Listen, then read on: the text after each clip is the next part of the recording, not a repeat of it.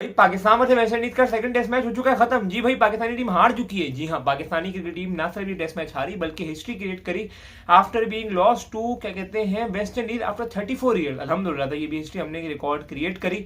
और बात करें जहां पाकिस्तानी टीम के बैट्समैन की, तो शुरुआत में आते साथ ही सुबह सुबह हमारे तौशीकिल आउट हो गए, फिर काशिफ अली आउट हुए, थोड़ी सी रेजिस्टेंस शो करी रिजवान ने और सलमान अली आगा ने, लेकिन जैसे ही रिजवान भाई आउट हुए फिर सलमान अली आगा भी आउट हो गए। एट द एंड इवेंचुअली पूरी पाकिस्तानी क्रिकेट टीम ही ऑल आउट हो गई ऑन द स्कोर ऑफ 133। और एंड में जिस तरह की साजिद खान सेलिब्रेशन करते थे, जिसमें वो जो ये करके ऐसे कुछ भी करके यू कांट सी मी, वो आज सब किया साजिद खान लोग, आज सब किया वेस्ट इंडीज के स्पिनर्स ने।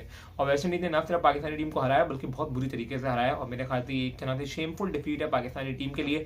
और एज अ क्रिकेटिंग नेशन हम इस डिफीट को हजम नहीं कर पाएंगे, मुझे नहीं लगता। और हमने स्पिनिंग ट्रैक बनाया, अपने जाल में फंस गया और हार गए। आप लोगों को क्या लगता है भाई, किस वजह से हारे? शान मसूद की कैप्टन से भी मुझे लगता है कुछ इतनी अच्छी तो थी नहीं जिसकी वजह से हारे हम। और मैं क्या बोलूँ, मैं कुछ नहीं बोलता, चुप रहता हूँ। Bye bye.